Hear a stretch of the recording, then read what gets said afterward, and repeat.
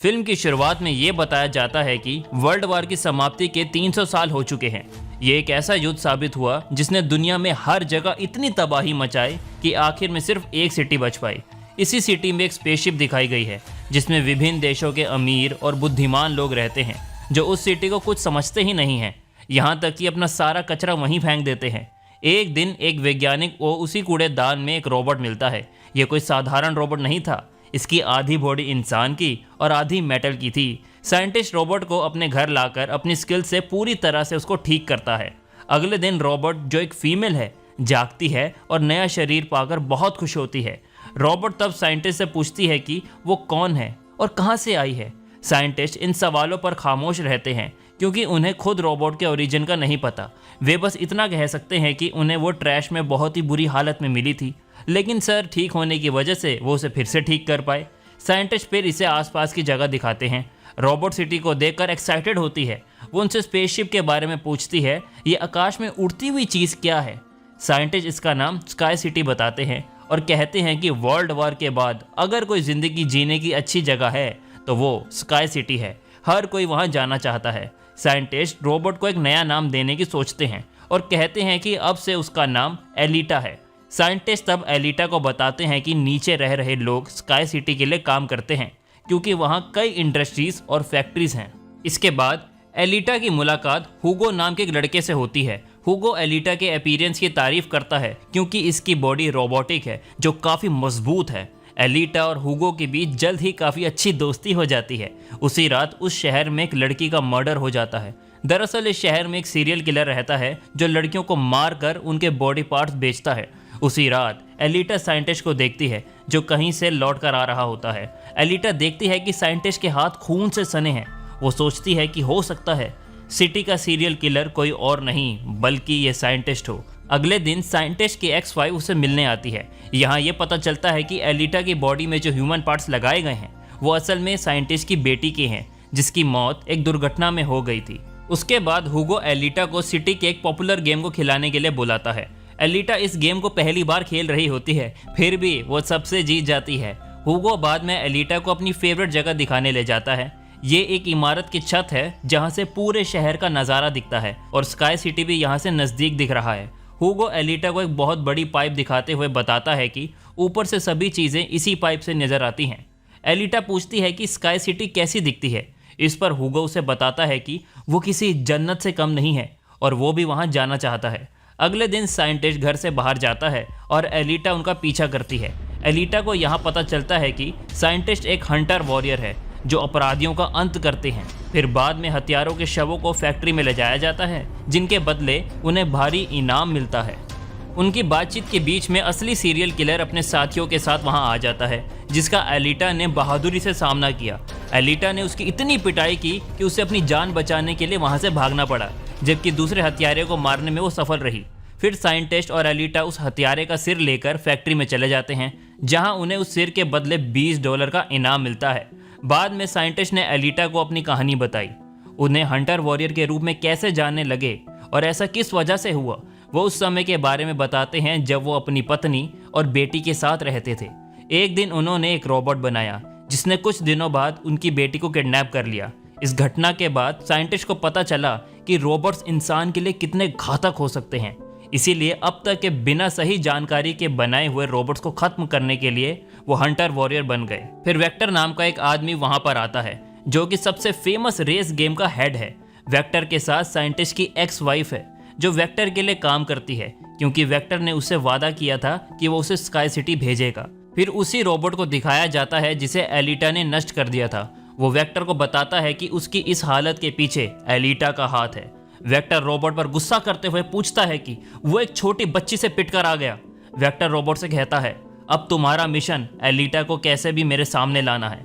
अगले दृश्य में हुगो एलिटा को रेस गेम दिखाने के लिए ले जाता है और बताता है कि विनर को स्काई सिटी भेजा जाएगा। ये सुनकर एलिटा बहुत खुश होती है। फिर वे दोनों एक दुश्मनों का शिप देखते हैं जो 300 साल पुराना है। एलिटा को शिप के बारे में और जानना था, इसीलिए वो उसे देखने के लिए पानी में कूद गई जहां उसे एक हाई टेक्नोलॉजी से बनी एक रोबोटिक बॉडी मिलती है। एलिटा उस शरीर को लेकर साइंटिस्ट के पास लौटती है और कहती है कि ये बॉडी काफ़ी पावरफुल है, इसीलिए इसे आप मेरे सर से जोड़ दीजिए। लेकिन साइंटिस्ट ऐसा करने से इनकार कर देता है। वो उसे समझाते हुए कहता है कि इस बॉडी में काफ़ी खतरनाक वेपन्स लगे हुए हैं, यदि ये शरीर तुम्हारे साथ स्थिर हो जाएगा तो तुम इसे संभाल नहीं पाओगी। एलिटा बात को नहीं समझती और गुस्से से वहाँ से चली जाती है। कुछ देर बाद एलिटा हुगो के साथ एक क्लब में जाती है जहाँ शहर के सभी वॉरियर हंटर मिलते हैं। वो सबके बीचों बीच जाकर सबसे मदद मांगती है कि उन्हें साथ मिलकर विक्टर के रोबोट को खत्म करना है, क्योंकि वही सिटी की लड़कियों को मार रहा है। हंटर में से एक एलिटा का मजाक बनाते हुए बोलता है, छोटा सा आकार होने पर उसे कैसे मारोगे, और आप कब से वॉरियर हंटर बन गए? एलिटा इसका उत्तर उससे लड़कर देती है। एलिटा के स्किल्स देखकर वहां बैठे सभी हंटर्स चकित रह जाते हैं। इसी बीच वेक्टर का रोबोट वहां आ जाता है, जिसका आकार पहले से काफी बड़ा हो गया था, क्योंकि साइंटिस्ट की एक्स वाइफ ने इसे अपग्रेड कर दिया था। वहां आकर वो रोबोट एलिटा पर हमला करता है।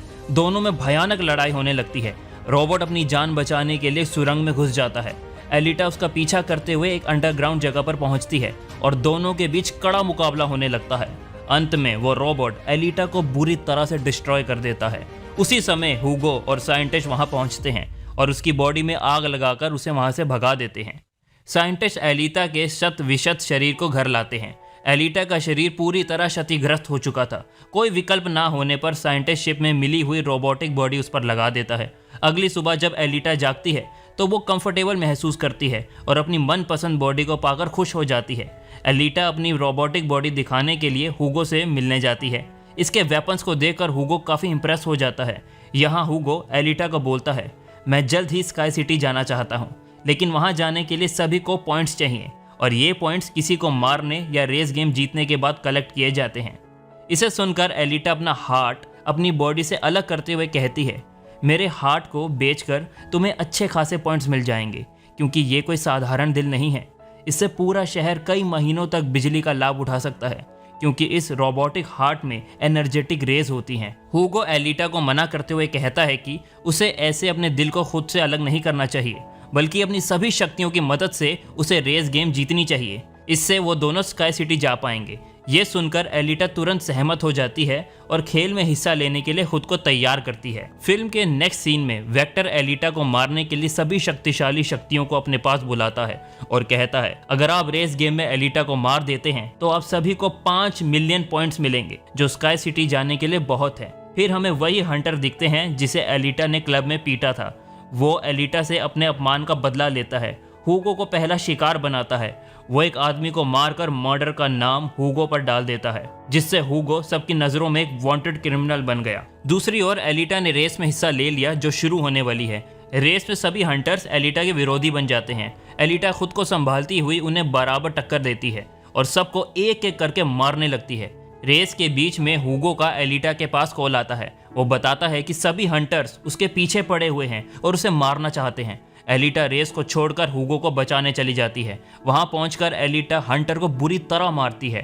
पूरे शहर में पोस्टर्स लग जाते हैं कि हुगो को पकड़ने में जो भी मदद करेगा उसे $30 का इनाम दिया जाएगा।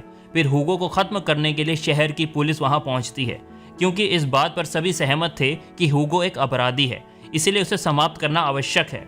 तो सभी एलिटा से कहते हैं कि हुगो को मौत के घाट उतार दो, लेकिन एलिटा उसे मना कर देती है।